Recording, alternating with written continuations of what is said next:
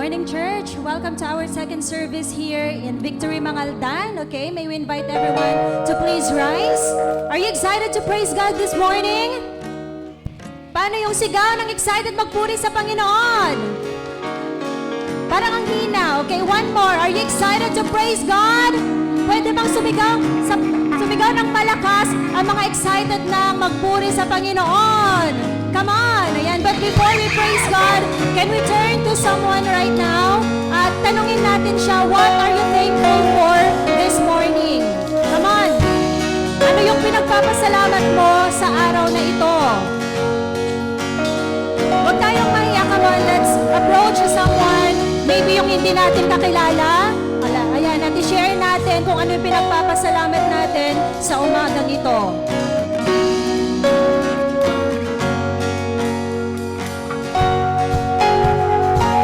So, diba, unlimited yung pagpapasalamat natin. Ang daming bagay na pwede natin ipagpasalamat sa umagang ito. As it says, I just want to share this verse in Psalm 136 verse 1. Give thanks to the Lord for He is good, for His love endures forever. So, yung mga bagay na binanggit natin kanina ay mga proof lamang that God is faithful. Amen. Is God faithful in your life? Amen. Ayan. So, taas natin ang ating mga kamay sa umagang ito and let's begin to clap and praise for our faithful God. Amen. Come on. Palakpak tayo sa Panginoon. Yes, God. Thank you, Lord, for your love. Indeed, Father, that nothing can separate us from your love. And we're going to worship, Lord God, with all our might this morning. Come on. Woo!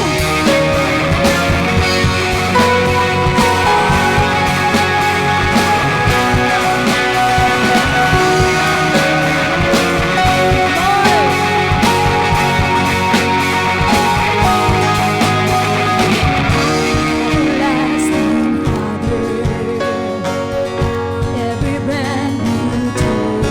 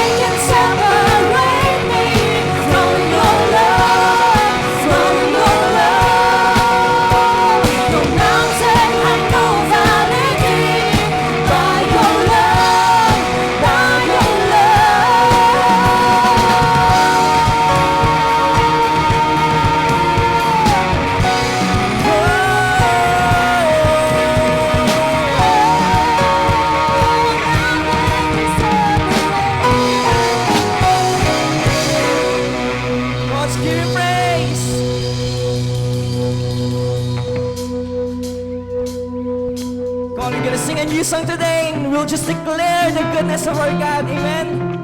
We'll just declare to God be the glory. We'll sing, raise a hallelujah today. Amen. Come on. Go on, just go our hands.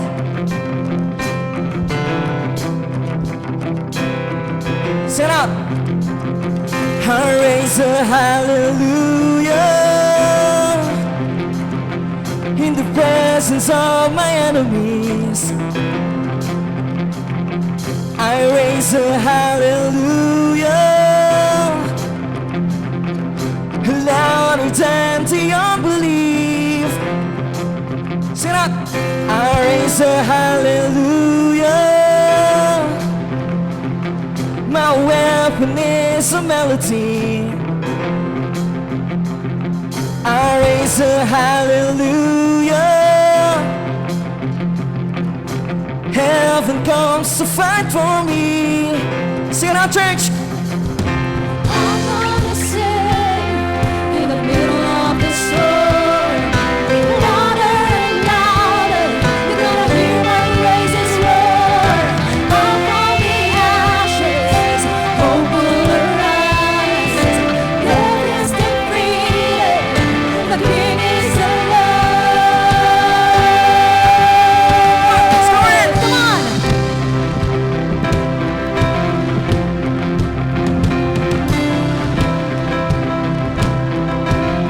Sing it, raise. I raise a hallelujah. Read everything inside of me. I raise a hallelujah. I will watch the darkness flee. Sing a raise. I raise a hallelujah into middle of the mystery. I raise a hallelujah. Feel you lost your hold on me. Won't sit up, 'cause I'm gonna say in the middle of the storm, louder than louder, we're gonna hear our praises roar. Now from the ashes, hope will arise. Cancer's defeated, the King is alive. I'm gonna say in the middle of the storm, louder and louder, you're gonna hear our praises roar. Up from the ashes, and hope will arise. Death is defeated, King is alive.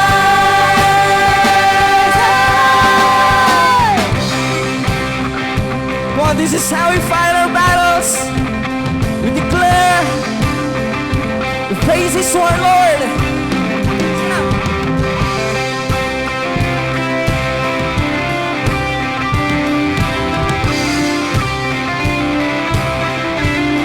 Come on, sing. Sing a little louder. Sing a little louder. sing a little louder, Sing a little louder. sing a little louder, Sing a little louder. Go on, church. sing a little louder. Can you sing it louder than that? Sing a little louder. Come on. In the presence of my enemies, Sing a little louder. louder than my unbelief. Sing a little louder. My weapon is a melody. Sing a little louder. Heaven comes to fight for me. Sing a little louder. Presence of my enemies, Sing a little louder. louder than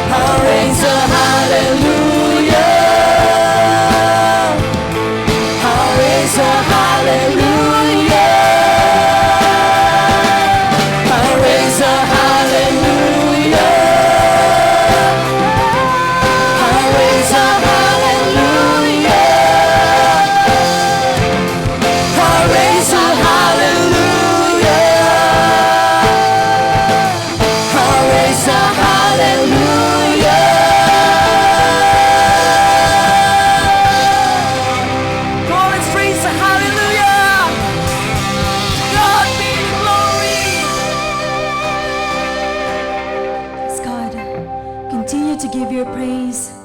And may our hallelujah, Lord God, be an open-handed offering to you right now. Let this be the cry of our heart, Lord God.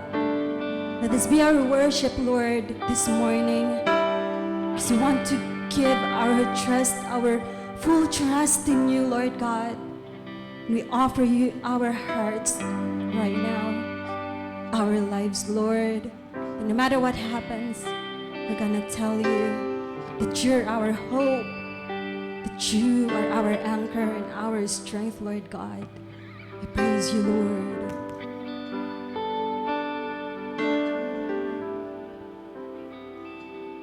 Christ alone will I glory, though I could pride myself in battles won. For I've been blessed beyond measure, and by His strength alone I overcome. And though I could stop and count successes like diamond in my hands, but those trophies could not equal for the grace by which I stand. In Christ alone I place my trust and find my glory in the power of the cross. In every victory, let it be said of me, my source of strength, my source of hope is Christ alone.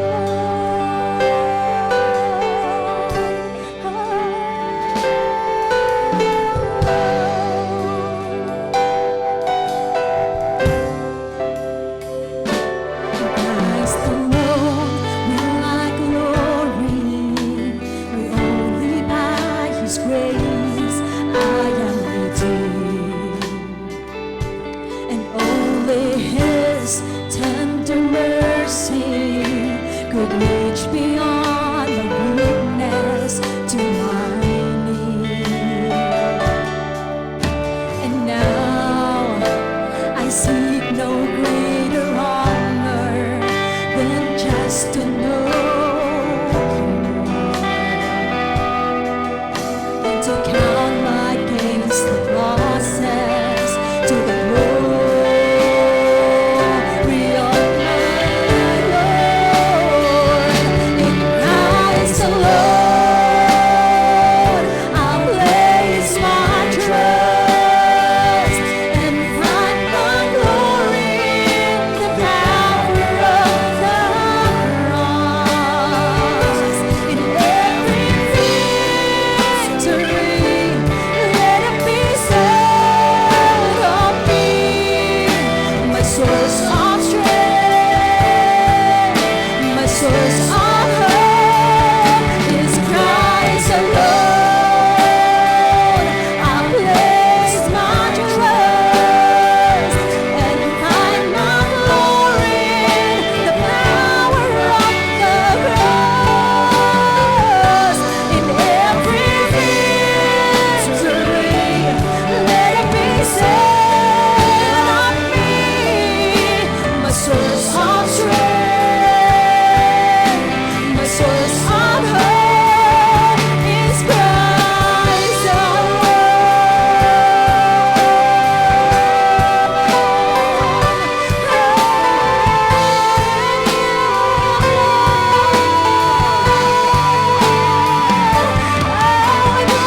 Place a trust in you.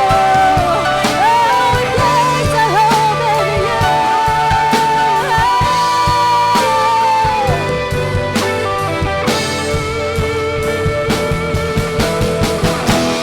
Christ alone, I place my trust and find my glory in the power of the cross. In every victory,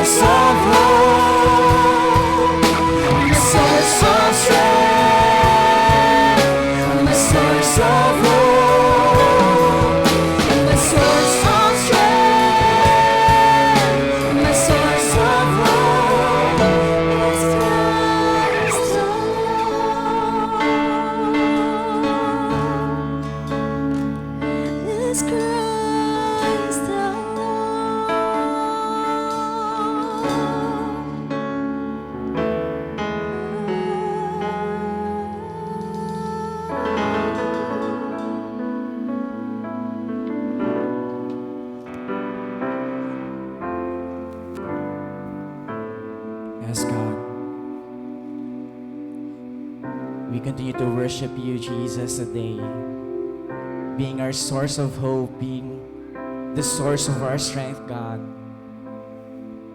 I know that you're worthy of all the praise. Today, church, we're gonna sing to our Lord Jesus, who's the one who is the hope of all hearts. Amen. I know some of you here are facing so much struggles in life, but then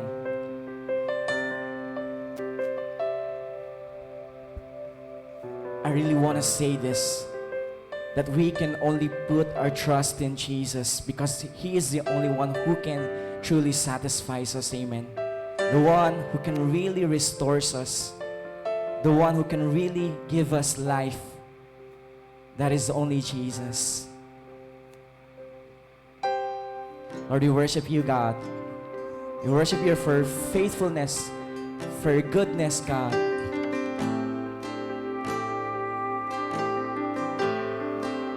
Now you can raise your hands while singing this.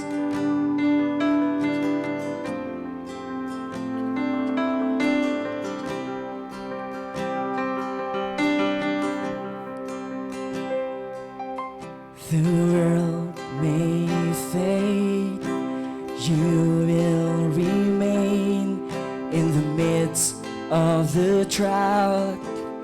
You will always be, I'll sing. Our God never fails.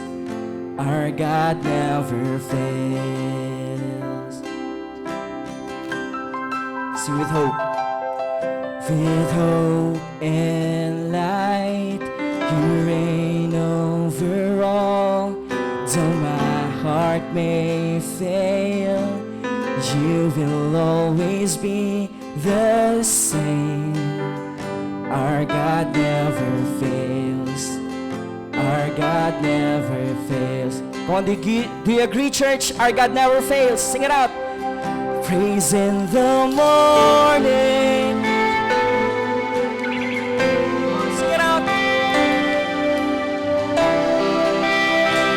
Situations we can praise our Lord Jesus for His goodness, for His faithfulness.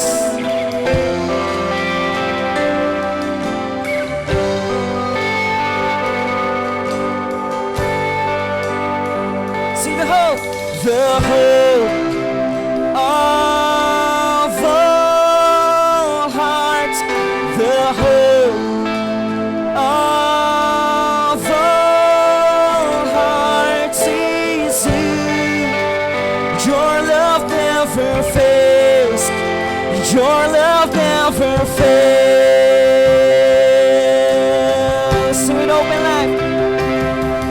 With open light, you reign over all. You will always be God. Our God never fails. Our God never fails. Oh, praise in the morning. Praise in the morning. Praise in the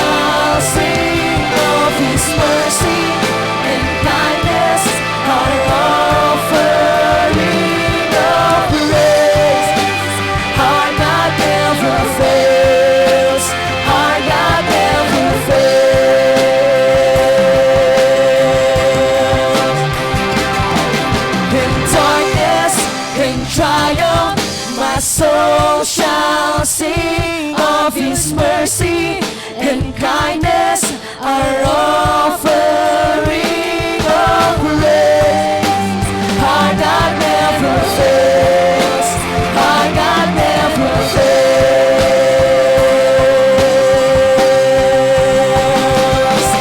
In darkness, in triumph, my soul shall sing of His mercy and kindness, our offering of praise. Our God never fails. Our God never fails.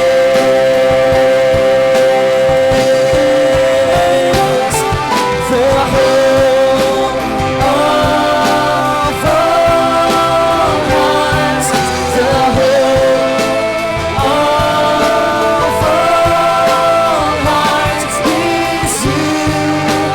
Your love never fails. Your love never fails.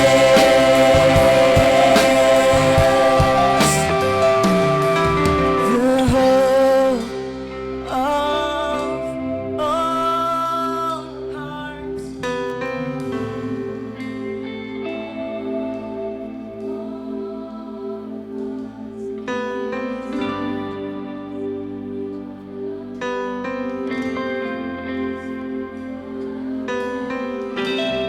Sing the hope of all hearts. The hope of all hearts. The hope of all hearts is you. Your love never fails. Your love never fails. The hope of all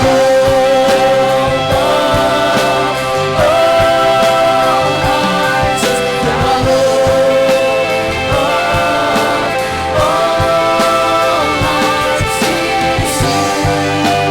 Your love never fails. Your love never fails.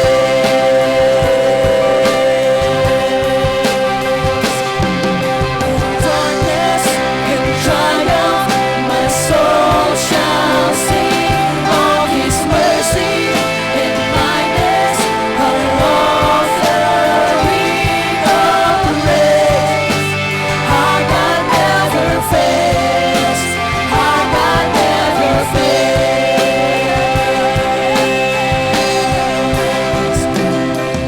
In darkness, in triumph, my soul shall sing of His mercy and kindness, our offering of praise. Our God never fails. Our God never fails.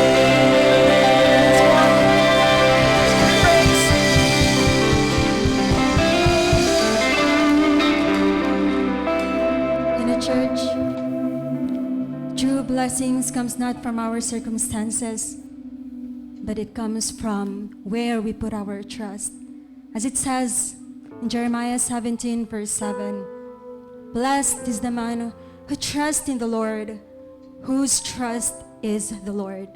He is like a tree planted by water that sends out its roots by the stream and does not fear when heat comes, for its leaves remain green and is not anxious in the year of drought, for it does not cease to bear fruit." You know, church, may this verse reminds us that if we put our trust in the Lord, kahit anong mangyari, hindi tayo matitinag. Amen.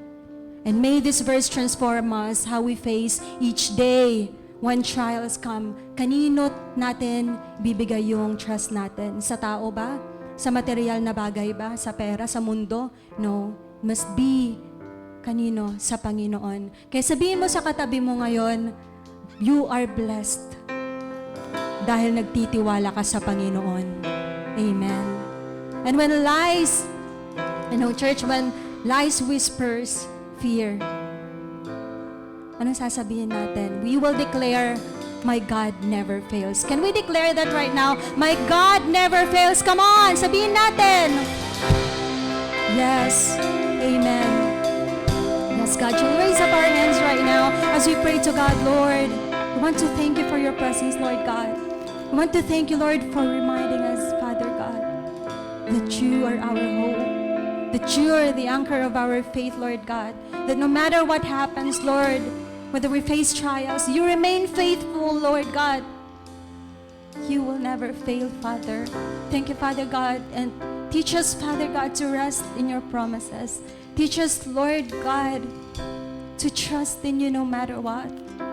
To praise you, to worship you, Lord God, kahit anong mangyari, not just in joy, Lord, but also in suffering, in trial, Lord God. And we will declare, Lord, that you are our strength and our portion forever. This is all we ask, Father God, in the name of our Lord Jesus Christ. Amen. Can we give the best love offering to God?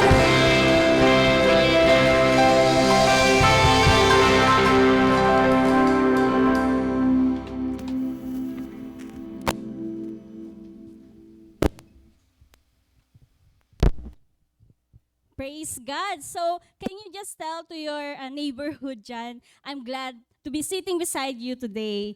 Pwede bang sabihin natin yun sa katabi natin? Ayun. So, seeing the faces of you people, we are so glad being together here right now, praising God and worshiping Him and knowing Him all the more in our lives. So, here are the things that God is doing in and through our church. So, first of all, Building Beyond Project, we would like to thank you for all who supported and prayed for this Building Project Beyond Fund.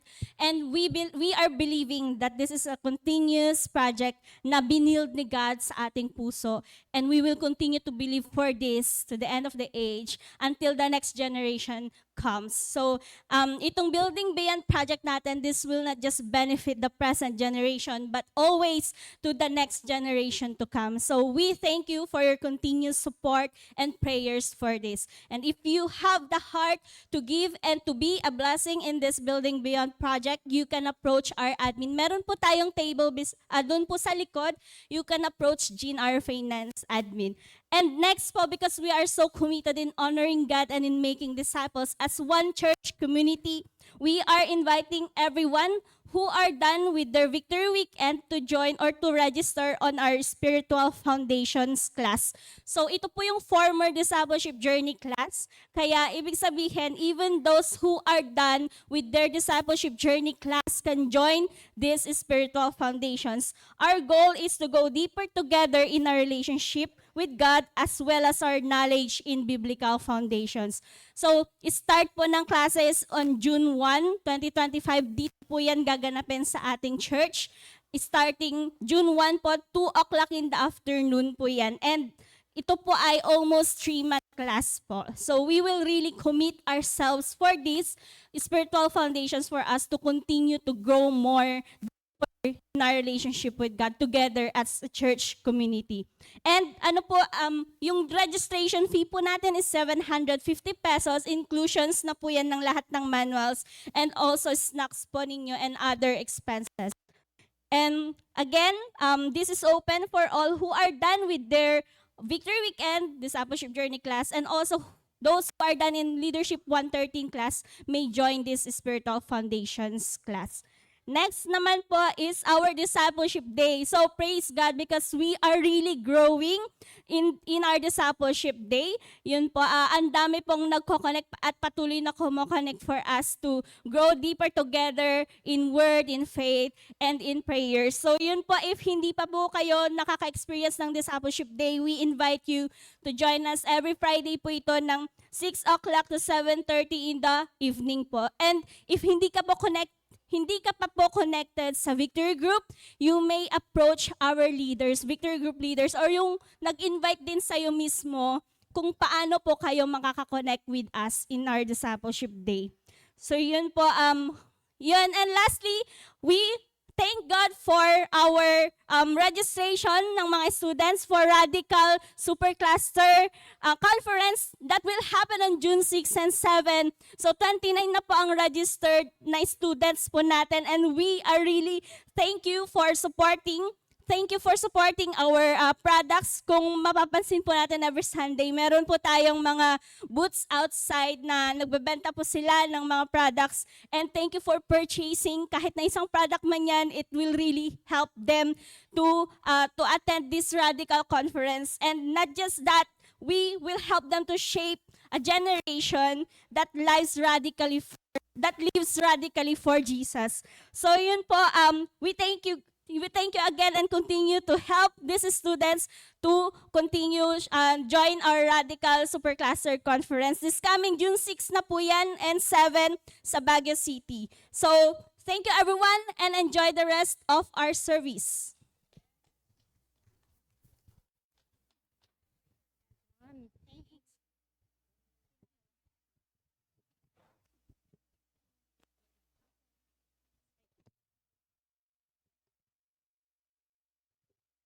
Ayan.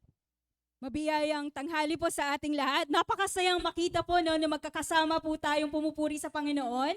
So God is always and always faithful in everything that He does. No? Sana rin magkakasama rin po tayo sa ating pagbibigay. So allow me to read to you Romans chapter 8, verse 32. I'll read the NIV. And it says, He who did not spare His own Son, but gave Him up for us all, how will He not also, along with Him, graciously give us all things? Ang ating Panginoon po ay napakadakila na lagi pong He is always leading us by example and demonstration. Alam niyo po, every time na may sinasabi po ang ating Panginoon sa atin bilang mga anak niya, lagi po siyang nauuna. Nauna na niyang gawin para maging mabuting ehemplo po para sa atin. Katulad po ng pagmamahal, no? God demonstrated His love. Ang pagpapatawad sa ating mga kaaway, how to sacrifice, to be a living sacrifice, and above all, how to be generous. Our God is generous. Amen po ba? God is generous and giving is a privilege that is being given to us by the Lord. In fact, yung attitude po natin, the way that we are giving is built upon the truth of God's generosity over us. We can give because Jesus has been generously given to us. Jesus died on the cross. Etong buhay na meron po tayo, hindi po natin deserve yan. But Jesus died on the cross in our behalf to give us life in order for us to be freed from the bondages of sin. And above all, para sa relationship na mai-experience po natin all the days of our lives. And because of that, grace produces rich generosity. And I pray totoo po yan, na nag-uumapaw po ang generosity po natin sa buhay natin, na hindi na po tayo katulad ng dati na kuminsan sakim, kuminsan sarili na natin, iniisip po natin, or makasarili, no? Hindi na po tayo ganon. But instead, giving comes hand in hand with gratitude. Everything that we have is by grace. Everything that we own is by grace. It's unmerited grace. And so, with or without blessings, I pray, no, na kahit meron man ng blessings o wala, kahit man sa estado ng buhay po natin, sa finances po natin, meron man o wala, ay patuloy po nating pupurihin ang ating Panginoon kasi He deserves it. And so, remember church, na every time that we are giving our tithes, every time that we are giving our tithes and offering, we are sowing. Nagpa-plant po tayo. We are sowing in faith. Lahat ng sacrifice na ginagawa po natin ay meron pong patutunguhan. No? Every time that we are giving, we're not only investing to our eternity, but we are also reaching out. It's the fuel for us to continue to disciple, to evangelize, to reach out the community so that we can also share the same hope that we are experiencing, the gospel that we were able to receive in Christ. Yan. So I pray, no, that our takeaway, that God did not withhold His own Son, giving Him up to save us, the ultimate proof of His love. In response, we are called to reflect the same sacrificial love and generosity following the example that Jesus set for us. So, let's close our eyes. Manalangin po tayo. Maraming salamat po, Panginoon, for such life and love that you have given us. Lord, maraming salamat po for giving your life for us. We don't deserve it. The grace that we don't deserve, and yet you love us. Maraming salamat for everything that we have right now. Gusto po namin gunitain lahat ng meron po kami, Panginoon. You surely, Lord, are our rock, our solid foundation, our fortress, our deliverer. In you, we take refuge, Lord God, that every seasons of our lives, we can be assured that we are secured and stable in your presence, Panginoon. You are our stronghold, the horn of our salvation, Lord God. You are the one who gives us the strength every single day, Panginoon. Every provision and every blessing that we have, it comes from you. Every perfect gift, it comes from you, Lord God. And so with gratitude, Lord, whatever that we can give right now, we give it with all our hearts, Panginoon. At alam po namin, maliit o malaki man ito, kayang-kaya mong punan, kayang-kaya mong i-multiply, Panginoon. We deserve, Lord God, you deserve every praises that we have right now. And so maraming salamat sa ginagawa mo sa bawat buhay ng nandirito, Panginoon. We're even claiming, Lord God, for such an overflow and testimonies over testimonies, Lord God, so that the blessing that we are receiving is not only for us, but for everyone that we know, Lord God. Mag-uumapaw ang biyaya na pinagkakalob mo sa bawat buhay po namin at makikita ng bawat mga kaibigan po namin, kakilala po namin na may Diyos kami, Panginoon, at para rin sa kanila ang presensya at pagmamahal mo, Panginoon. And with that, we continue to honor you, we continue to lay down to you the needs of the church, Lord God. Naniniwala po kami na pupunan at pupunan mo po yun. Nag-uumapaw pa, Panginoon. Maraming salamat sa ginagawa mo. Sa pag-overflow po namin, we are multiplying, Lord, and we know that whatever that we're sowing in faith, it will always bear its fruit in its season. With that, we honor you. We glorify you in Jesus' name. Amen. So meron po tayong mga envelopes. We encourage you to please put your prayer points. No, we are praying for it every Thursday dito po 6:30 p.m. And at the same time, if you also want to do it via GCash, pwede nyo rin scan yung code, QR code, and then you can upload it. Or we made it even easier kung gusto nyo rin ng banking transfer. May 2 accounts po tayo, no? May Metrobank account and BPI account. So smile as a give. God bless us all.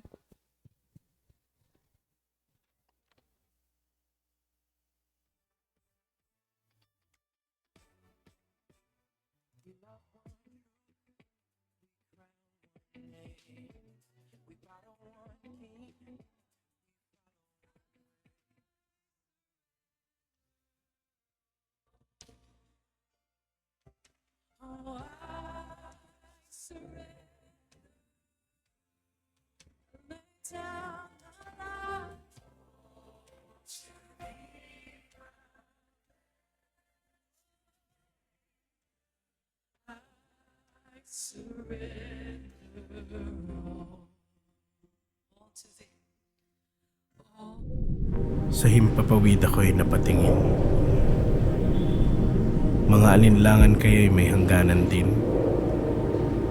Meron kayang panghahawakan. Isang pangakong hindi tayo iiwan at hindi papabayaan. Mapadpad man sa tirik ng araw, payapa ng hapon o kalaliman ng gabi. Isang yakap ang hindi lumisan sa aking tabi. Mahinahong bulong na nagsasabing kahit saan tumungo, anumang hanapin, kailan may hindi mawawala ang ating pag-asa.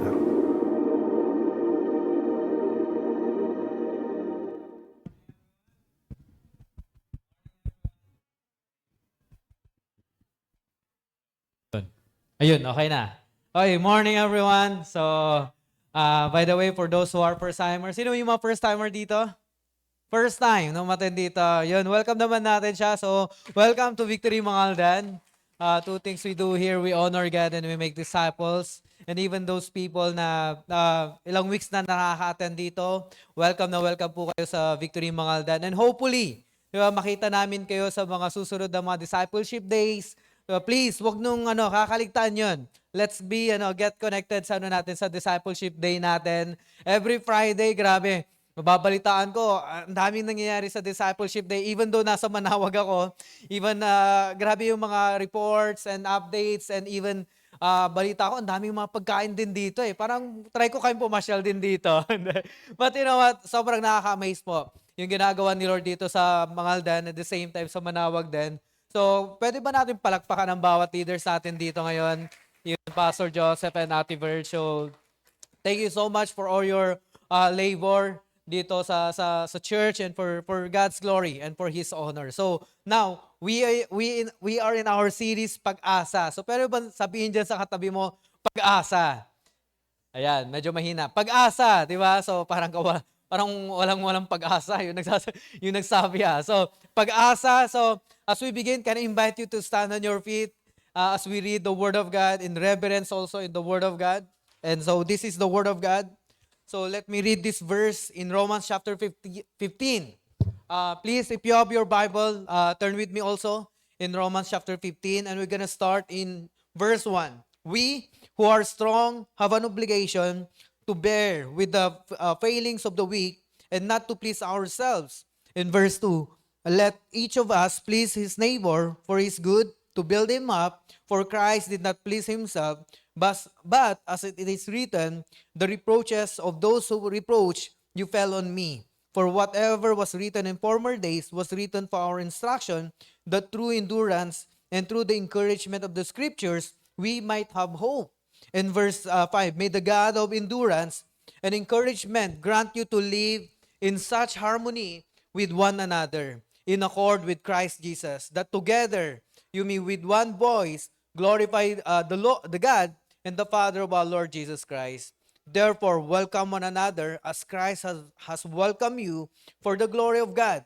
In verse 13, may the God of hope fill you with all joy, peace, in believing, so that by the power of the Holy Spirit you may abound in hope. This is the word of God. Let's bow our heads and let's pray. Lord, we thank you, God, for your word, Lord. Thank you as we study, Lord, your word, Lord, right now. Let it be you, Father God, that, Lord, as a church, Lord, that's our obligation, Lord, to uplift, Father God, to build up, Lord, those people, Lord, who are weak, Father God, especially in spiritual, Father God, emotions, or maybe and even in physical, Father God. Let us be, Lord, us, Father God, to be a beacon of hope, Lord, to everyone, Lord. Guide us, Father God. Speak to us right now, Lord, even to your people right now, Lord. In Jesus' name, amen. So thank you. Pwede na po tayong umupo. So we are in this series. Sa mga hindi pa po maybe this is your second time or third time or first time. So ito yung series po natin, Pag-asa. We started in week 1, the foundation of our hope. It means pundasyon. Diba? Pag sinabing pundasyon, yun yung pinakauna natin na kailangan malaman. Na pagdating sa pag-asa na meron po tayo, hindi pundasyon ang kung ano yung meron ka. Ibig sabihin, pagdating sa material things, wealth, money, bank account, hindi yung magiging pundasyon natin. Kasi lahat yun mawawala. Lahat yun mauubos. Even our physical din. Hindi din pundasyon yung physical din natin. Kasi darating yung panahon, tayo mapapagod. Darating din yung panahon, mauubos din tayo. Tama po ba? Sino dito, may mga pagkakataon talaga, parang alam mo yung dumating ka sa puntong ubos na ubos ka. Alam mo yung palapit na parang sobrang pagod ka na kasi ang daming nangyayari sa bahay or sa buhay nyo. So that's why with this series, we want you, especially to help you, that in times of that, na sobrang nakakapagod, naubos ka, we have this hope. Diba? We have this foundation of our hope, which is, He is our founder of our hope, that is Jesus Christ. So it's really important to us as a church and as a Christian, as a believer, to dig deeper in our foundation.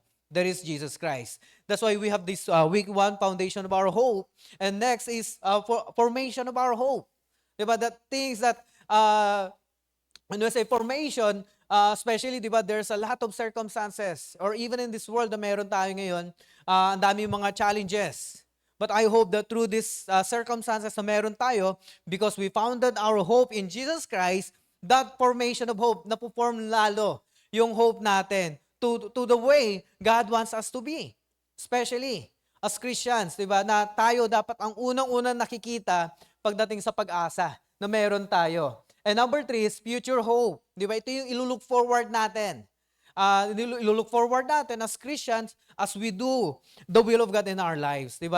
Na kung isa-summarize natin yung Romans chapter 1 hanggang chapter 12, di ba, it speaks about our salvation, our justification, our glorification, and even the grace of God, that we live in this world by the grace of God. Okay? Hindi dahil sa magaling ka, hindi dahil sa dahil umaattend ka ng Victory Mangaldan. No, the very purpose of God in us is to glorify Him, to honor Him, and to live by His grace. That's why as we look forward for that future hope, we believe and we pray as a church. I pray to everyone that we will hold fast and to be steadfast on that love of God and His faithfulness to us. And His faithfulness, as mas lalo tayo maging faithful din kay Lord. And next is fueled by hope. Diba? As we have that fueled by hope. Last week, diba, Pastor Joseph really shared powerful word to us. Paano ba mapifuel yung hope natin? And we always anchored it in the Word of God. Diba? Kasi paano tayo malalagyan ng word yung word ni God kung hindi rin tayo mismo nagbabasa ng Bible. That's why it's really important to us to really read your Bible. To have your devotion, church, okay? Na hindi lang po tayo nakadepende po every after Sunday or every time na discipleship day, doon ka lang nakakarinig ng word. Okay, meron po tayong mga personal devotion po ha. Remind ko lang po kayo, pwede po kayo magbasa ng Bible every day. Take time, enjoy your time with God. That means also will help you to grow in your relationship with God. Kaya nga mayroong mga ina-announce din tayo na like yung spiritual foundation that also help us to establish our relationship with God. Kaya nga please, mag-register na po kayo. And this is all for you. Okay? So, wag nating i-miss yung itong paghahataw na to, na mas lalo tayo mag-grow in our walk with God. So if you have any questions or for more details about that, please approach Kat or Jean or Bernard after this service for this spiritual foundation. Marami kayong matututunan doon, mag-enjoy kayo talaga doon sa spiritual foundation. So now, as we start itong series natin, Filled with Hope, sino dito mahilig sa basketball? Nakita ko kayo, ha? May mga naglalaro ng basketball dito, Reds. Yung kayo, ha? Nakakalaro ko kayo. Parang, ako din, naglalaro din ako ng basketball. So, sa mga mahilig sa basketball, either naglalaro ka man or nanonood ng basketball. So, ito, sinend lang sa akin ng mga tropa ko, itong picture na to. So, nakabakasyon na sila. So, sinabihan na ako na nauna na sila actually. So, di ba, nakakatuwa lang kasi itong mga tropa ko, mga friends ko, di ba, nakakalaro ko din sila minsan. In my dream, okay? Okay, so, you know what, di ba, parang sa atin kasi, sa basketball na meron tayo ngayon, especially in NBA, di ba, sobrang aminin man natin, tayo mga pinamahilig talaga sa basketball. Ever since. So, bawat isa sa atin, may mga kanya-kanyang team yan. Okay, tama po ba? Magkakaiba man tayo ng team, pero isa ang puso natin. Okay? Basketball at the same time, manalo yung team natin. So, itong NBA, grabe, ang daming nangyari. Ang daming turnaround actually. Diba? Ang daming parang umasa kasi nagkaroon ng mga trade na, uy, grabe, yung trade na to, panalo na to, yung team na to. Diba? Sigurado, sure bull na, sila na yung magcha-champion. Parang ganon. Kasi ang daming mga switching. Pero, nangyari, hindi ganon nga. Hindi sila nanalo or something like that. So, di ba parang sometimes sa atin, when we put our hope to the teams na ito, magcha-champion na talaga to. Alam mo yung brag mo pa sa lahat, ibinebenta mo pa talaga, grabe, ang galing nito. Imagine, di ba, lahat ng superstars nandun na sa team na to. So, malamang dito na, sila na magcha-champion. Pero hindi natin alam, bilog ang bola. Laging sinasabi yan, di ba? Hindi mo malalaman yan hanggat hindi pa nag-uumpisa ang laro. Kasi ang bola, bilog talaga yan. So, ang daming pwede mangyari. Diba ganun din sa atin? You know what? When we place our hope to someone or to other things, lahat yan may mga limitations. Diba? Pwedeng baguhin ni Lord yan in just a snap of His finger. Diba? Pwedeng baguhin yan in our circumstances. Lalo-lalo na kung mali yung pundasyon mo pagdating sa pag-asa. Lalo-lalo na kung yung anchor ng hope mo hindi kay Lord. Diba? Most of the time, pinapakita ni Lord sa atin, those things that we anchored our hope, itong mga to temporary lang yan. That's why dito sa atin, di ba, in this world that we are living, we need to anchor our hope only to Jesus, to God. Di ba? So, next is sa mga iPhones naman. Nakita ko lang to habang nag-scroll ako. Grabe.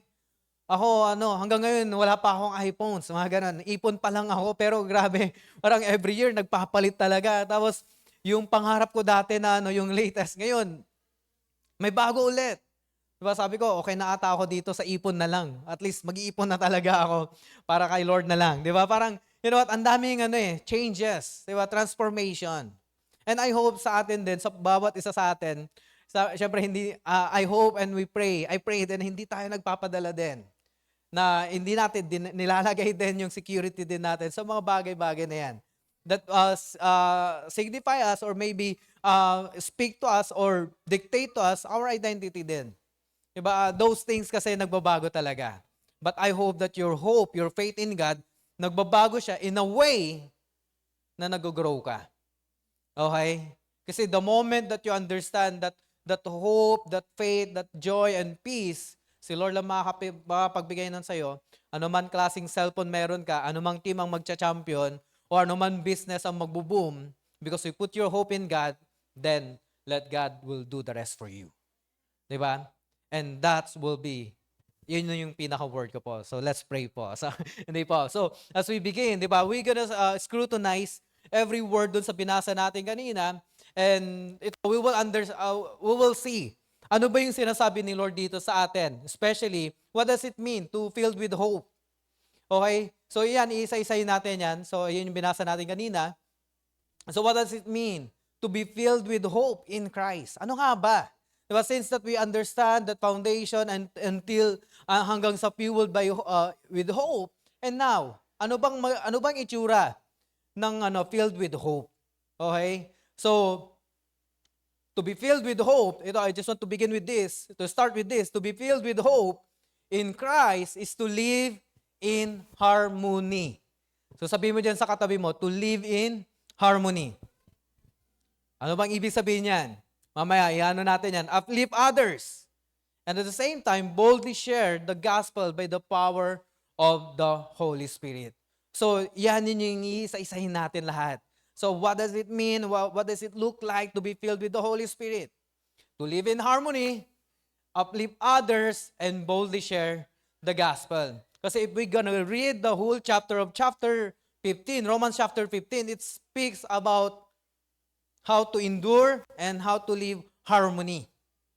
And dun sa mga susunod na verse, in verse 13, kung makikita natin, this is the prayer of Paul to every Christian during that time, early Christian, that may the Lord fill you with hope and joy and peace, because there's a tension in that time sa mga Romans, diba? There's a tension, conflict between the Jews and the Gentiles. Kaya nga sinasabi ni Paul na, hey, stop that comparison, stop that, yung conviction mo, conviction mo, I'll gonna respect that. Diba? Na to the point, may mga nangyayari kasi, during the time, may mga na-stumble. Na yung mga Gentiles nani-neglect, feeling nila they are outcast. Diba? Imagine mo, feeling nila na they don't have the rights to be part of this, the promise of God, and even the hope. Kaya nga sinasabi ni Paul, hey, hindi lang mga Jews. Okay? The word of God, the salvation is not for the Jews. Okay? But to everyone. So, ito yung context nito, itong verse na to. So, maganda po, church, ito, assignment ko po sa inyo. May challenge to you then. Balikan natin yung chapter 12 hanggang chapter 13 to 14 to 15. Then you're gonna see, ano ba yung conflict dito? Kasi about the food Kung ano yung kinakain nila, kung babasahin natin yung Romans chapter 14, conflict about the food, kung ano yung kakainin nila. I mean, paano sila kumain or paano sila, pag ginawa ba nila to, it will defile them. Diba? So there's a discrimination din also. Kaya nga dito, sinasabi ni Paul, hey, hindi ganun yung sinasabi ni Lord sa atin. Okay? So ito, umpisa natin. Number 1, we are called to build others up in good and unity. So sabihin mo dyan sa katabi mo, we are called to build others up in good and unity. So ano bang itsura nito? Dito sa verse 1, sinasabi ni Paul, tayong lahat po. Okay? We have these responsibilities.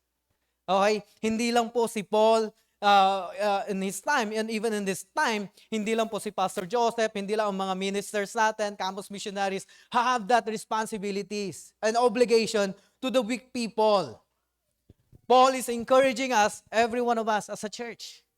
Okay, challenging us that we who are strong, tingnan mo yung katabi mo, malakas ba yan? Of course, nandito ka eh, di ba? Of course, may hope ka eh. Di ba? Of course, you have faith in God. And how about those people na nangihina din? How about those people na pag-give up na sila sa life nila? That's why we are here.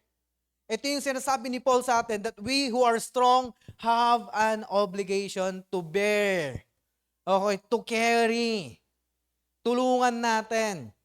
Diba? Imagine your church, kung every one of us, we are bearing with one another. We are care for one another. Diba? Imagine your church, kung ano magiging itsura ng church natin. That we fulfill that obligations. Then I hope na hindi lang siya obligation sa atin, hindi lang siya responsibility sa ginagawa natin, but we do it out of love. Okay? Hindi natin siya ginagawa na, hindi kasi sinabi ni pastor kasi, dahil hindi kasi ito yung sinasabi na ng church. No. Don't get me wrong, but I hope that when we do things just like this, just like Paul is saying, we're doing it for the love of God. Because we love God and we want to extend that love to other people. Okay? Sana malinaw po sa atin yon. Kaya nga sabi dito ni Paul, di ba, not to please ourselves. Remember yung last week, last week, di ba, about genuine love? Yung response natin, in everything na ginagawa natin, let there be a genuine love or genuine love. Di ba? Now, every time we help people, genuine love yan. Yung totoong pagmamahal, yung buong pagmamahal na ginagawa mo yan. Regardless kung may benefits man yan sa'yo. Regardless kung may ma-earn ka dyan or yung gain. But you're gonna do it because you love God, because you love other people. Yun yung tinutukoy dito. That not to please ourselves, let each of us please his neighbor. Neighbor for his good and to build him up. You know what? We build others up in good, in unity, unang-una, when we help or support the weak. Diba? Kung iisayin natin yan, we who are strong have an obligation to bear with the failings of the weak, not to please ourselves. That's why Paul urged mature believers. Sino dito? Matured na. Jeff, mukhang, Lord, nakikita nyo sila. First, well, medyo malawak na word yan, Jeff. Kasi maturity, of course, as we all know, we are under progress, under construction tayo, we're work in progress, di ba? Ang maturity kasi progressive yan, okay? So, ibig sabihin, nag-grow tayo, okay? So, sinasabi dito, Paul urged mature believers to support. Ibig sabihin, pag sinabing mature leaders or believers, tayo, na since that you are yung journey mo kay God ngayon, nandito na, ilang months ka na dito, ilang years ka na dito, and then now, this is the urge, this is the application of Paul to every one of us, to support those weaker in faith, not to criticize or judge them. Okay, sabi mo dyan sa katabi mo, not to criticize or judge them. Di ba? For example, meron kang nakitang tao, or maybe na-encounter one time. Di ba, nakita mo siya, uy, grabe, parang nakita, umate ng victory yun ah. Pero bakit ganun yung sinasabi niya? Alam mo yung ganun? But parang, victory group ata, under ng victory group na ano yan ah. Di ba? Alam mo yung, criticize mo na kaagad. Or gina-judge mo na kaagad, hindi mo man lang kinausap. Di ba? Bakit ganun ang ugali niya? Minsan ganun tayo eh. Nagja-judge na kaagad, nag-criticize kaagad, nagbe-base lang tayo, yung maling pagkakamali. Diba? Or siguro minsan, pag may nasabi lang, we criticize kaagad. Or even in this church, dito sa church, pag-attend natin, second floor, ang taas. Alam mo yun? Grabe naman to. Alam mo, pag-attend mo dito ng parking, wala nang parking. Alam mo yung, dapat kasi maluwang dito eh, di ba? Ba't ganito, yung parking, ang init-init, yung paglabas mo ng pinto, dapat may nagpapayong. Alam mo yung ganon? Tandaan nyo po, church, hindi po tayo mall, hindi po tayo So, if you want na ma-experience yung ganon, mag-volunteer ka, okay? Maging part ka ng ministry, di ba? Mag-part ka ng maging part ka ng ushering, ng greeters, di ba? Kung ikaw na-experience mo yan, yun pinapakita na ni Lord sa yung need ng church, okay? Maging part ka ng ministry, okay? Hindi lang puro tayo sitting ministry dito, ha? Okay? Na habang buhay, dito ka na nakaupo.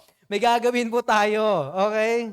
Maging part tayo ng ministry, ng kids, di ba? Grabe nakaka-bless ang kids natin. Grabe yung passion, dedication ng mga kids, teachers natin, and even the servants, di ba? So, grabe, kung ikaw wala pang part ng ministry, please, mag-register ka. Mag-involve ka sa isang ministry natin, di ba? Wala pong ministry na sitting ministry, ha? Okay? So, marami tayong pwedeng gawin dito sa church. Kung ikaw volunteer ka sa mga outside activities, yung mga good ginagawa mong mga community services, 'di ba? Sana dito sa church mag-volunteer ka din. 'Di ba? Kung naubibigay mo 'yun ng lahat, why not dito sa church? 'Di ba? This is a safe place, this is the kingdom of God. And we're serving God also here.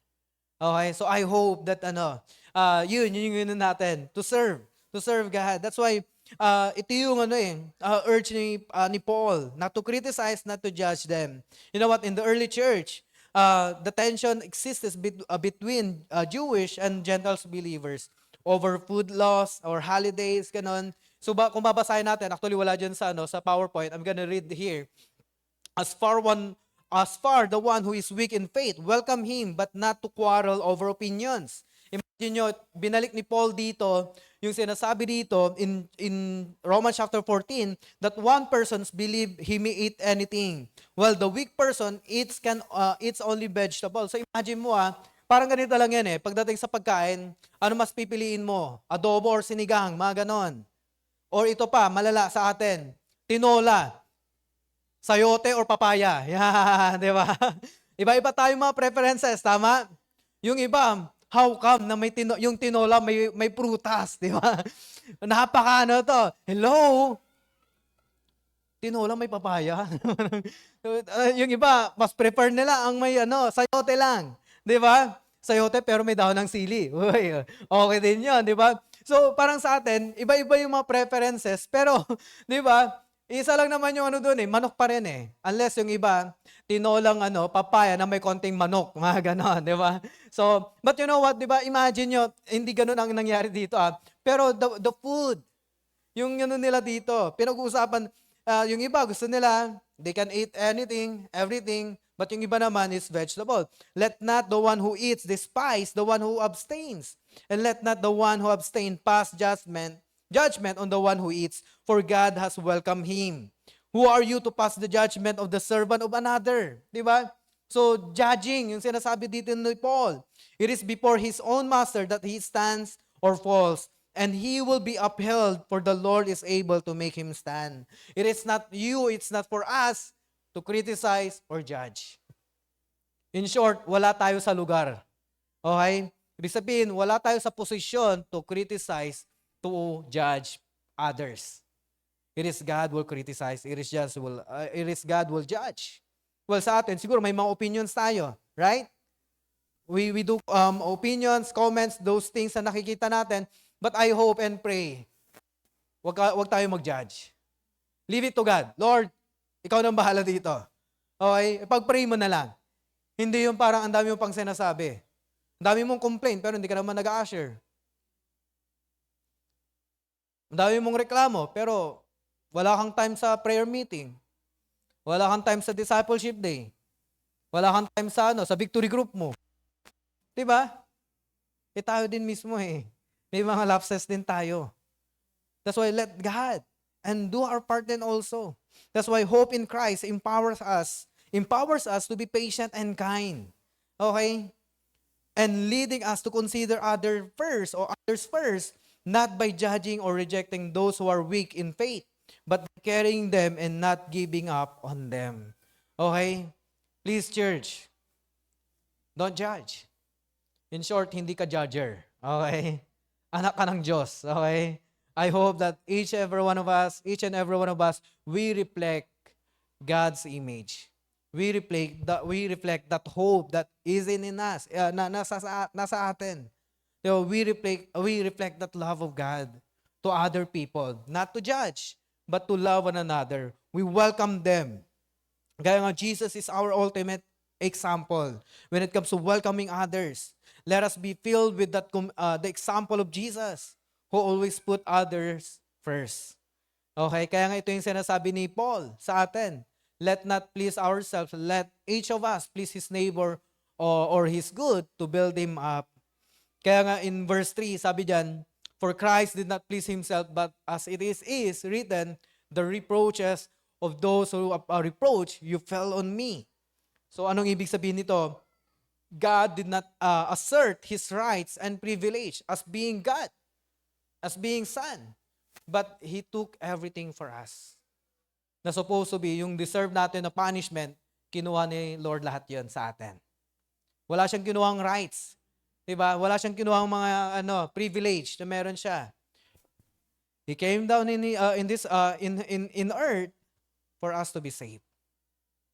Hindi niya pinangalandakan sa atin yung privilege na meron siya as being God. Kaya nga Christ did not assert his rights and privilege or privileges.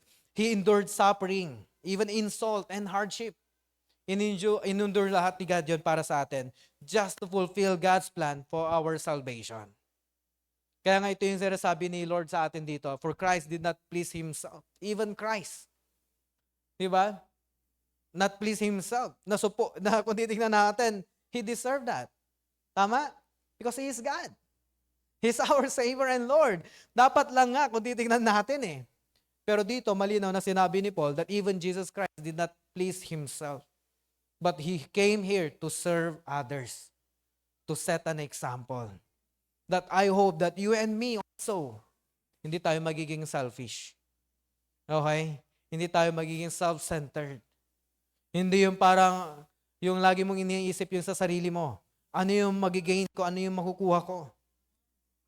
Kaya nga in verse 4, sabi dito, that fuels our hope for whatever was written in the former days was written for our instruction, that through endurance and through the encouragement of the scriptures, we might have hope. That Paul is speaking about the stories. Kung binabalik lang ni Paul yung nangyari sa Old Testament, in the life of Abraham, Joseph, Moses, kung babalikan natin how they endured everything for the sake of faith, for the sake of honoring God and glorifying God. That when we say scripture, dito sa verse na to, scripture reminds us of his faithfulness and strengthen us to endure.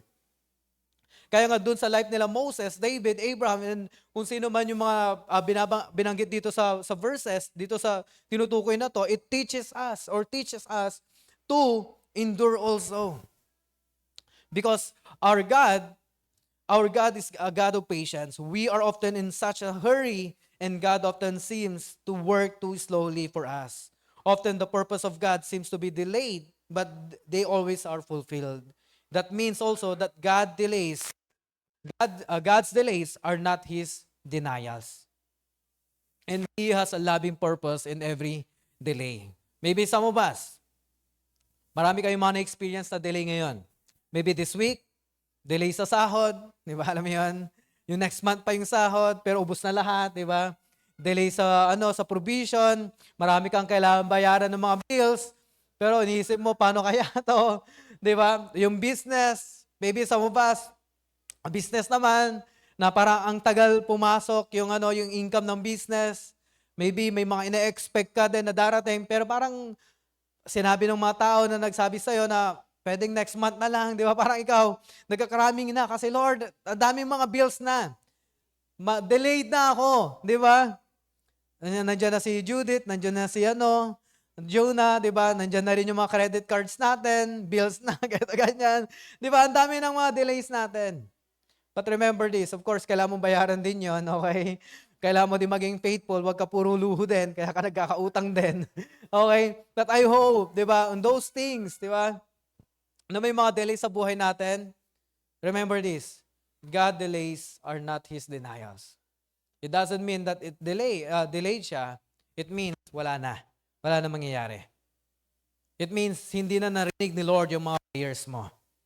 Hindi na narinig ni Lord yung mga cries mo, yung mga iyak mo, gabi-gabi. Because he has a loving purpose in every delay. But the question is this, church, do you trust Him? Babalik tayo dun eh. Kasi it will determine also where you put your hope. Okay? Sometimes those delays, dun din tinetest ni Lord sa atin. Saan mo ba nilagay yung hope mo? Diba? Kay Lord ba talaga? Or dun sa mga hinihintay mo? Kaya nga, remember that God delays are not His denials. So paano natin matutulungan din yung mga tao in good and unity? We live in harmony. It says here, may the God of endurance, diba, as we endure that hardship, the pain, as Christians, as believers, sabi ito, encouragement, grant you to live in such harmony. Sorry for that typo. Medyo napalaki yung natin dyan sa PowerPoint. In such harmony with one another, in accord with Christ, Jesus. To live in peace, that means, yun yung ibig sabihin ng harmony. Paano ba tayo mamumuhay na may harmony? Yung walang conflict, di ba? Parang ang hirap, tama? Lalo na kung yung kapitbahay mo siya yung unang pasimuno. Yung tipong siya parati nagtitrigger sa'yo. Alam mo yung ganon? Di ba? Yung tipo, ang ganda-ganda na ng tulog mo pero nagpapatugtog. May video okay. Alam mo yung, akala mo araw-araw birthday. Di ba? O yung iba siguro, awan ko, ano man yung mga experience nyo, di ba? Pero to live in harmony also, it means that you will consider that, I mean, parang you gotta bless that person. Instead of hate, instead of anger, bless that person. To live in such harmony. Yung tipong yung galit na galit ka na, di ba? Alam mo yun?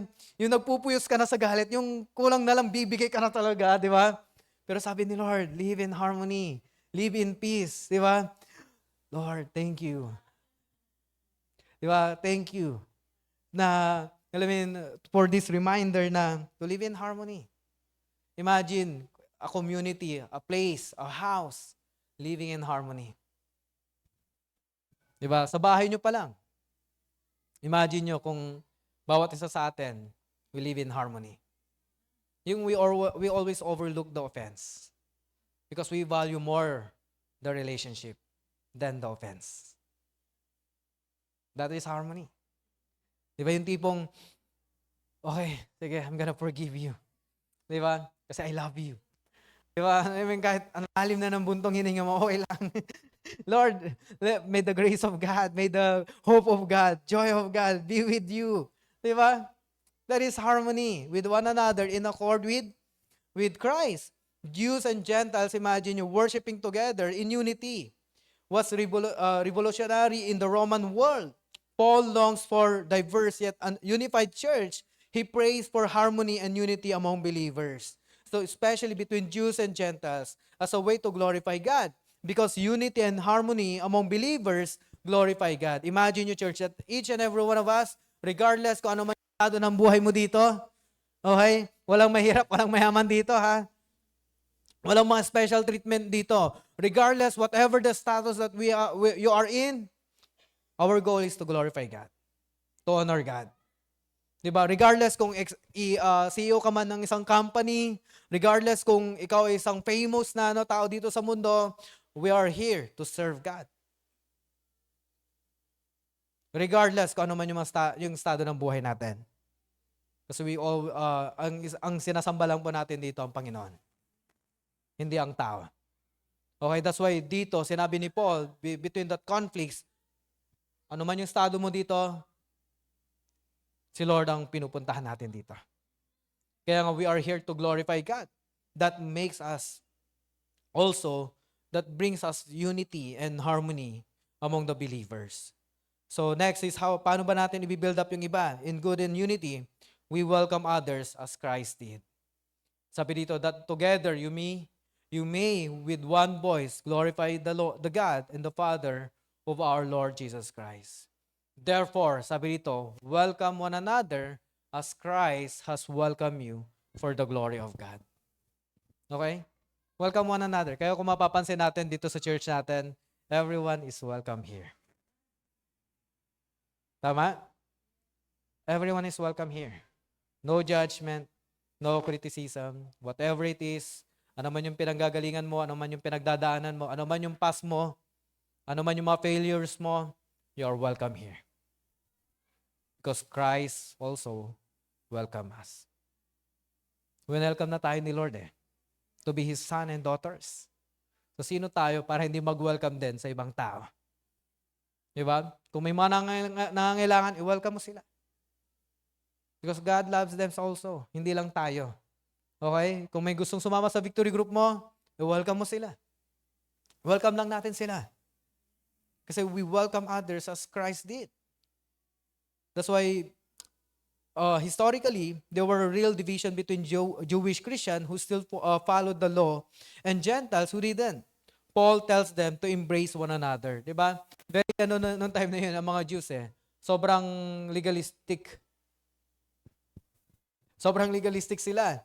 So, more on law sila. But the Gentiles, syempre hindi naman nila alam yung law. Okay? But imagine, Paul told to them na, hey, let's embrace one another. Encourage one another. Paul calls for mutual acceptance based on grace, not merit. Okay? Kaya nga we always live. Lagi namin sinasabi dito na we always live by the grace of God. And if Christ welcome us, we must welcome others. Kaya nga I like what Charles Spurgeon, one of his quotes is this: Christ did not receive us because we were perfect. Tingnan mo yung katabi mo. Perfect ba yan? Hindi, di ba? Bawat isa sa atin dito, hindi naman talaga tayo. Wala namang perfect dito sa mundo. Unless kung pangalan niya perfect. May paano, Jeff, kung pangalan niya perfecto? Ay, di ba? Ibang usapan yon. Pangalan yon, okay? Di ba? Paano kung apelyido niya? Ganon, hindi. But you know what? Christ did not receive us because we were perfect, we are lovable, we are cute, you are rich, you are no. Because He could see no fault in us. Dahil ba, walang nakikita si Lord sa atin kasi sobrang bait mo na tao, kaya ka ni-receive ni Lord? Hindi. Or because He hoped to gain somewhat at our hands? Hindi ganun yun. Sabi dito, but in loving condescensions, covering our faults, and seeking our goods, He welcomed us to His heart. Okay? So in the same way, with the same purpose, sabi mo dyan sa katabi mo, let us receive one another. Let us receive one another. Okay?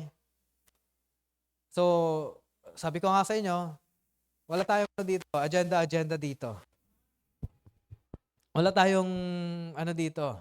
Kumbaga, huwag natin tignan na dahil nakakaangat ka, dapat may treatment sa'yo na tignan ka na nakakaangat din.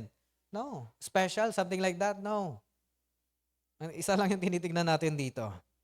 Kaya nga, that leads us also in verse 8. Sabi dito, for I tell you that Christ became a servant to the circumcised to show God's truthfulness, in order to confirm the promises even to the patriarchs, in order that the Gentiles might glorify God for His mercy.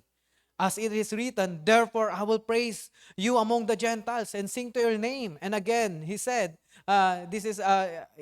rejoice, O Gentiles, with His people. And again, praise the Lord, all you Gentiles, and let all the people extol Him. And again, Isaiah says, the root of Jesse will come, even he who arises to rule the Gentiles. In Him will the Gentiles hope. That means also that Paul explains how Christ fulfilled God's promises to the Jews and extended mercy to the Gentiles. Yung Gentiles na yun, hindi lang Gentiles nung sa Bible, but tayo, Gentiles din po tayo. Okay? Hindi po tayo Jew. Tingnan mo ngayon katabi mo kung mala Jew ba yan? Hindi, di ba? Gentiles tayo. Gentiles tayo. Okay? But the extension of the promise of God, the mercy of God, na-extend yan hanggang sa atin. Kaya nga Paul quote that in the Old Testament, yung sa Isaiah, to show the inclusion of the Gentiles was always God's plan. Okay? Parte tayo ng plano ng Panginoon. So sabi mo dyan sa katabi mo, parte ka ng plano ng Panginoon. Kaya nga through Christ, we are one people with one voice and one hope. Okay? Yung iba, yes, sa wakas. With one voice, diba? Si Raquel, gusto niya yun Isa na lang yung boses natin dito. No? Diba? Sabi dito, diba? We through Christ, we are one people with one voice and one hope. Ibig sabihin, we are one here. With one hope, that is Jesus Christ, and one voice. To worship God alone, to honor God. And sabi nga natin, Verge, we are one family here. Okay? Tingnan mo yung katabi mo. Ay, di ba? We are family here. We are one family here. No one is left behind here, church. Kaya nga, number thing is, God is the source of our hope, joy, and peace through the power of the Holy Spirit. And as I come to an end this, in verse 13, may the God of hope fill you with all joy. Ito na yun, yung prayer. Okay? Ito yung prayer niya sa mga Romans, di ba? May the God of hope fill you with all joy, peace, and believing. If you believe in God, if you put your life, your faith in God, and your hope in God, then joy will come. And peace. Okay? So that, as you believe, you will experience also the power of the Holy Spirit. You may abound in hope. As God fills us with the blessings of His joy and peace in believing, we are equipped to live in His common band of unity God called us to. God is the only source of hope. God is not just only the source of hope. He also our source of joy and peace. Because of who He is, we can experience His joy and peace, wholeness, no matter what the circumstances we are in right now. As I come to an end this, I just want to share this picture. You know what? Kahapon lang, nagkaroon kami ng team building with the leaders in the church in Manawag. Yes po, meron po tayong Victory Manawag po sa mga hindi po nakakaalam. So, you know what? Very powerful. Grabe, yung buhay ng bawat isa dito sa Manawag. Nakaka-amaze lang how God really moves in the lives of these people. You know what? With these people na nakikita natin sa pictures, diba? Ang saya-saya nila, no? Ako din, kasama dyan, okay? Masaya din ako dyan, okay? Alam niyo, masaya ako sa mga bawat buhay ng mga taong to. You know what? With all that indifferences namin, ang daming mga difference namin, iba-iba kami dyan. Iba-iba din yung mga pinagdadaanan. Even up to now, may mga pinagdadaanan din yung iba. But you know what? The hope that they have, diba? The hope that feels in their heart, galing kay Lord lahat yan. You know, it's so amazing to see these people. Alam mo yun, nandun yung one hope namin, yung one voice namin. That is to glorify God in Manawag. Diba? I know there's a lot of challenges in Manawag. But you know what? Through these people, through the grace of God, by the grace of God, by the power of the Holy Spirit, you know, that keep us united. At nandun yung bond namin sa family. Nakwento ko na to sa inyo last time nung nag-preach ako. Every Sunday we have this lunch together, welcoming everyone. That in this church, you are part of this family. The same thing here then also. And that leads me to this also, the next picture. Lord, what does it look like to fill with the hope? Sabi ko, yes, I know, Lord, that it is you will feel that hope, that wholeness, the completeness of the hope. But you know what? This also speaks to me. You know what, Jeff? Yes, it's me. But you know what? You need the church. You need the community to feel that hope. So that hope that you have, you can share it to other people. Just like the pool speaks about God. Every time you put your hope in God and share to other people, it never runs out. Kung si Chris may beach, may swimming pool ako. Malamig dyan. Sobrang lamig dyan sa San Manuel. Pumunta kami ng San Manuel. Ang lamig dyan, grabe. Pero yung pagmamahal ni Lord, sobrang init. Diba? Totoo yan. And then you know what? Nakaka-amaze lang kasi hanggang sa mapuno ng mapuno, nakaka-amaze how the people really enjoy it. And that also the same thing with us also. When we enjoy serving God, when we enjoy helping other people, imagine the joy that you have in your heart and in your life. Imagine also, church, yung experience ng ibang tao. Kaya kung titignan mo yung battle na yan, punong-puno. Yes, it's a competition. Kung sino makakapuno ng una dyan. Pero you know what? The joy of having a family. The joy of doing the mission together. That's why this leads me also, church, that our God of hope has given us the Holy Spirit, who empowers us to thrive in this hope as we trust and believe in Him. And the Holy Spirit works within us to bring about transformation. Who among you here wants to have that transformation? Ensuring that hope flourishes. Yung nagpo-flourish ka, nag-grow ka, and it's reflected in our lives. That's why as we end this, that every one of us, we are filled with hope to fulfill the mission that God has called us to do. That's why as I end this, can I invite you to stand on your feet? And let's read this verse in verse 14. I myself, satisfied about you. Paul is talking to the Roman people when he saw the early believers doing this. They are filled with hope, peace, and joy. They are living in harmony. Sabi ni Paul dito, I myself am satisfied about you, my brothers, that you yourselves are full of goodness, filled with all knowledge and able to instruct one another. But on some points, I have written to you very boldly by way of reminder. Church, this is our reminder. This is my reminder to every one of us. Because of the grace given me by God, Paul saying, and I'm saying this to you also, to be a minister of Christ Jesus. To the Gentiles in the priestly service of the gospel to God, that offerings of the Gentiles may be acceptable, sanctified by the Holy Spirit. You know what? We live not for ourselves, but to serve others and bring them to Christ, empowered by the Holy Spirit. Paul's mission is clear: to preach the gospel to those who have not heard.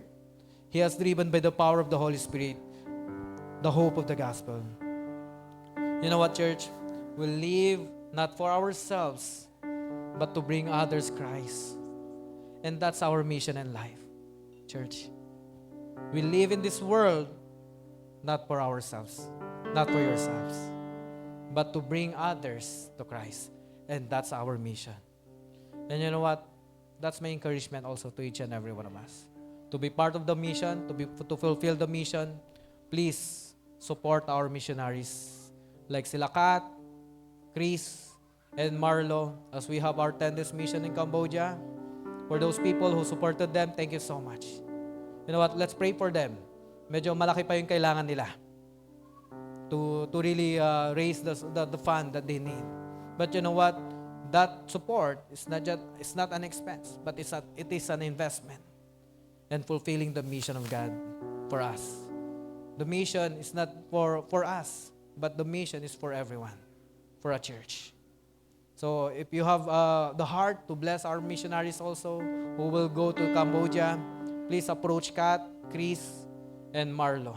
Okay? Kasi deadline po nila sa June 3. Deadline po namin, mga missioners, makumpleto na namin 100% yung fund na kailangan namin. So ask them, talk to them, paano natin sila matutulungan. So can we just bow our heads and let's pray. Lord, we thank you, God, for your word, Lord. Thank you indeed that it is you, Lord. Fill us up that hope, Lord. That, Lord, ikaw lang yung magiging source ng aming pag-asa, Lord, ng joy, Lord. I pray that each and every one of us, Lord, we will be part of the mission, Lord. Lord, may the God, Lord, may of you, Father God, fill that hope, Lord, peace and joy to each and every one of us, Lord. That we will live in harmony, Lord. Not to judge, not to criticize, but, Lord, to live in hope in you, Lord. Thank you, God, Lord. We glorify you and we honor you, Lord. In Jesus' name, amen. So thank you, Lord. Just going to worship God.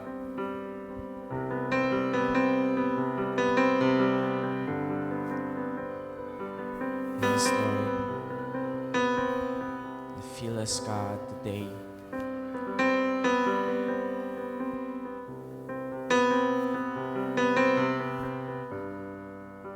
Worthy of every song we could ever sing,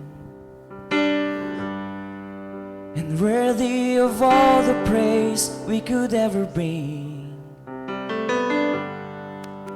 Worthy of every breath we could ever breathe, we live for you. Ooh. Sing Jesus. Jesus, the name above every other name. And Jesus, the only one who could ever save. And worthy of every breath we could ever breathe, we live for you. Oh, we live for you. Come on, just sing it out. Holy, there is no one like you. There is none beside you. Open up my eyes in wonder and show me who you are, and fill me with your heart and lead me in your love to those around me. Or we want to be your hands and feet, oh God, to share the gospel. Sing it out. Worthy of every song we could ever sing. Sing it out. Worthy of all the praise we could ever bring. He is worthy. Worthy of every breath we could ever breathe. We live for you. Come on, you just declare the name of Jesus. Jesus, the name above every other name. Jesus, the only one who could ever save. And worthy of every breath we could ever breathe, we live for you. Oh, we live for you. Holy, there is no one like you. There is none beside you. Open up my eyes in wonder and show me who you are, and fill me with your heart and lead me in your love to those around me. Holy, there is no one like you. There is none beside you. Open up my eyes in wonder and show me who you are, and fill me with your heart and lead me in your love to those around me. And I will build my life upon your love. We just declare. Come on, sing it out with all of your heart today, church. Starting today, we'll put our trust in you alone, Jesus. We'll start to declare our faith, God, to other people. We'll be bold in sharing the gospel, declaring your love all throughout the world. Lord, give us the faith. Give us the faith, oh God.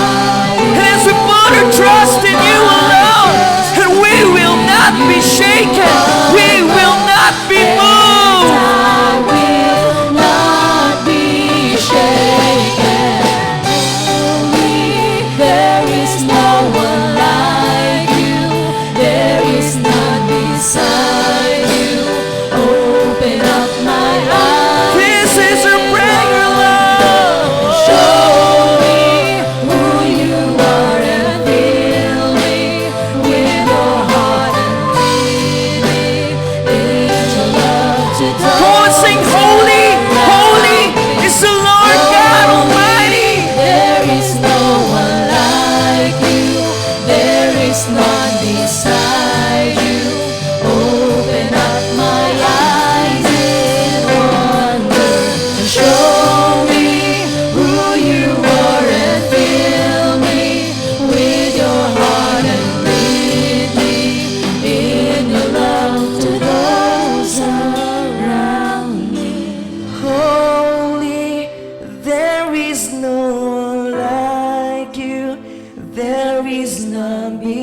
beside you. Open up my eyes in wonder and show me who you are and fill me with your heart and lead me in your love to those around me.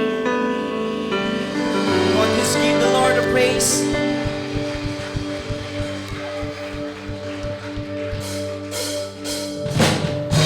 Come on, let's sing once again for the Lord. Shall we clap our hands right now? Come on.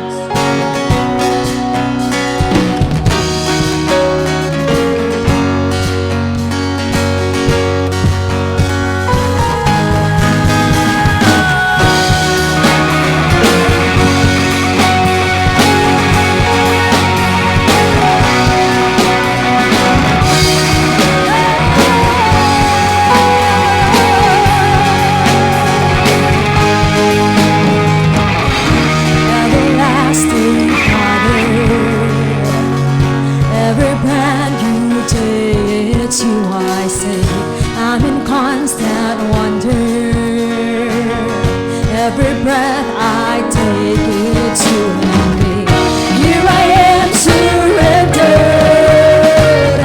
Taste the life at best, and now on more. Let's all say, nothing can separate me from your love, from your love.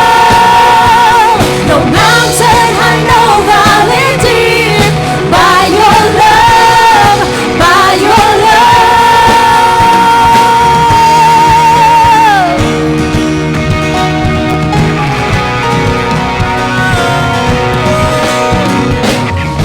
Everlasting Father, every breath you take, it's you I see. I'm in constant wonder.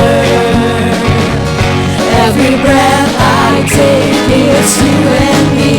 Here I am surrendered. Praise the love that lasts, and now one more.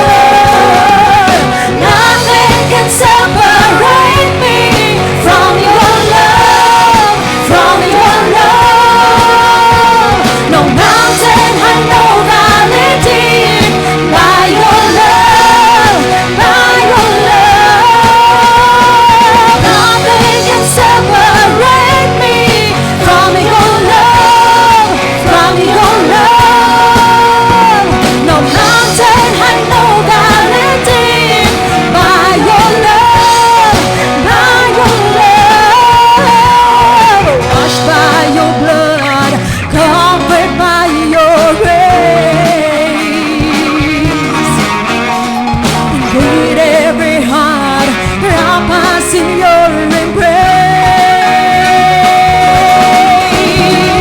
Washed by your blood, covered by your grace. Yes, Lord. Invade every heart, wrap us in your embrace. We gotta shout. Nothing can separate me from your love, from your love. No mountain high, no valley deep, by your love, by your love. Nothing can separate me from your love, from your love. No mountain high, no valley deep, by your love, by your